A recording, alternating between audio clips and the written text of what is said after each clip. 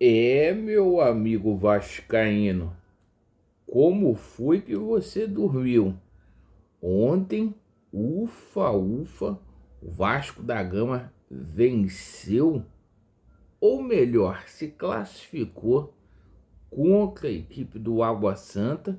E o seguinte, um jogo que ganhou contornos dramáticos, muita confusão no pós-jogo, enfim, jogadores ali quase que saíram no pau ali, o Neilton com o nosso Medel.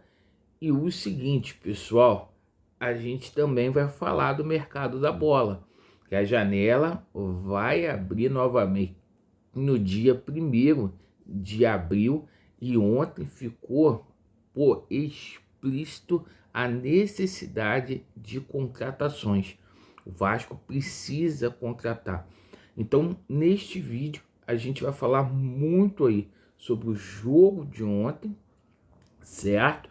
Vamos falar também sobre Vasco da Gama e Nova Iguaçu, todos os ingressos aí vendidos para a partida, e iremos abordar a situação envolvendo o mercado da bola. Peço a você que não é inscrito aqui no nosso canal para você se inscrever. Deixe o seu like ou o seu dislike e ative o sininho. E coloque aí, meus amigos, atenção na situação do mercado da bola, porque a gente tem novidades vindas lá de São Paulo. Perfeito? Bom, vamos começar falando aqui sobre o jogo de ontem. Pessoal, que jogo maluco, né? Eu achei que o Vasco da Gama fosse golear. O Vasco fez um primeiro tempo muito bom, com 13 minutos. A verdade é que o jogo já estava 2-0, só que faltou humildade para o Vasco da Gama. Depois o Vasco da Gama entrou num jogo que não deveria ter entrado, de contra-ataques, né?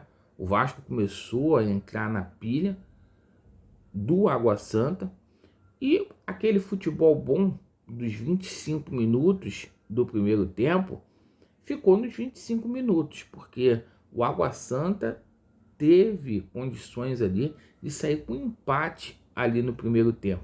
O Léo Jardim, como sempre, fazendo várias defesas extraordinárias, e o Vasco tomou um gol ali no finalzinho do primeiro tempo, o gol do Neilton, que isso não pode acontecer. Eu acho que tomou um gol ali aos 47.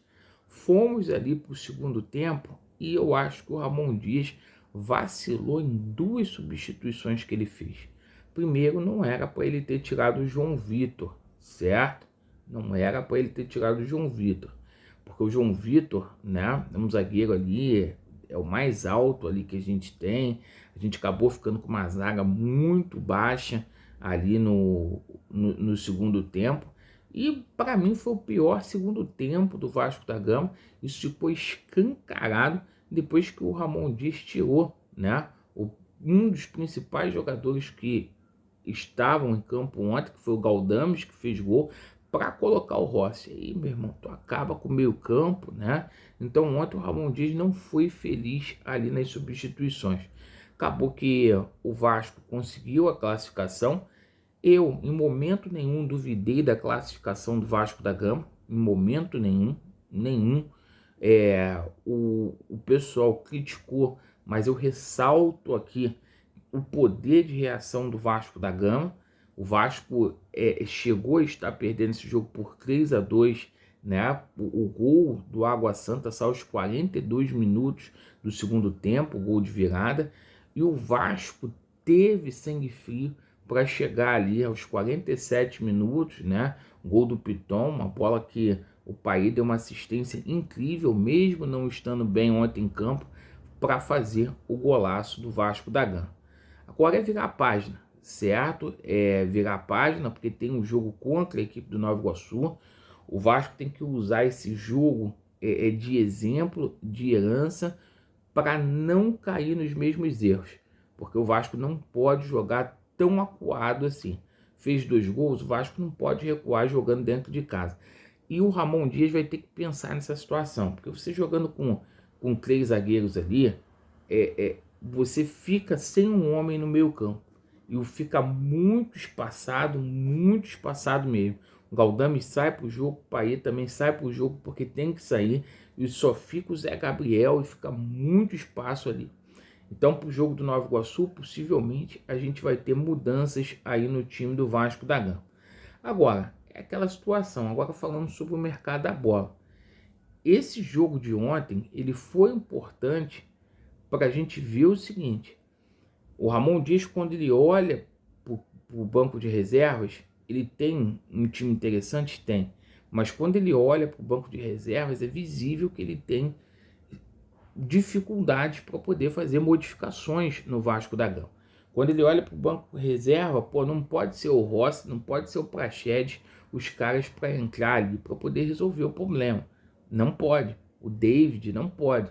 O Vasco precisa contratar e o Vasco vai contratar. De repente, se o Vasco ontem tivesse vencido, poderia colocar uma máscara aí e tirar, vencido assim que eu falo no tempo regulamentar, por goleada, uma máscara aí na 777 para não trazer reforços. Mas o Vasco vai ao mercado, a janela está abrindo aí no dia 1º, certo, de abril. O Vasco já começa aí a fazer negociações e diante dessa situação, gente, é o seguinte: o Vasco precisa demais de um jogador de lado de campo. O Vasco precisa de um meia, certo? O Vasco precisa muito de mais um zagueiro com a estatura maior, certo? Então, assim, o Vasco também precisa de mais um volante. Então, o Vasco precisa de 4 reforços ali para ter um plantel para brigar por coisas grandes, porque até a situação de volante fica escancarado ali. O pessoal fala, tem muito volante. O Sforza disputa a posição com o Galdames. O Sforza e o Galdames não são primeiro volante, não são segundo volante. Aí é muito pouco você ter Zé Gabriel e você ter o Cocão, mesmo que o Cocão tenha entrado bem ontem ali no time do Vasco da Gama. E alguns nomes aí, né, como Marlon Freitas ali para a volância, surgiram, né, nos últimos dias, né? Um jogador que o Vasco pretende trazê-lo aí no mês de abril. A situação também dos jogadores que atuam no futebol paulista, como é o caso do Breno Lopes, né, que não deve ficar no Palmeiras aí pro restante do campeonato brasileiro, vai sair do Palmeiras após o término do campeonato estadual. O André Cury fazendo uma força muito grande para colocá-lo aqui no Vasco da Gama. Um jogador que o Vasco tentou, que o Vasco ainda tenta, que é o Luciano. Um jogador que não está feliz lá no São Paulo, que o Vasco tem muito interesse de contar com esse atleta aqui. Então, assim, são jogadores que aumentariam o nível do Vasco da Gama. Lauiano, mas tem a janela de meio de ano. Janela de meio de ano é outra coisa. Aí é para a gente poder trazer jogadores para preencher lacunas no time do Vasco da Gama. Jogadores aí que estão em final de contrato, né? Como a situação aí do Alex Sanches, do próprio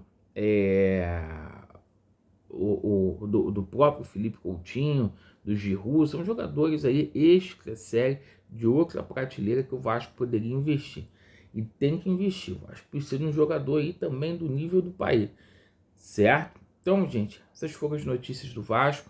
Não vai parar por aí o processo de contratações. O Vasco tem que contratar, porque se acontecer alguma coisa, lesão ou motivo de suspensão, o Ramon, quando olhar para o banco e ver alguns jogadores, não vai resolver o problema do Vasco.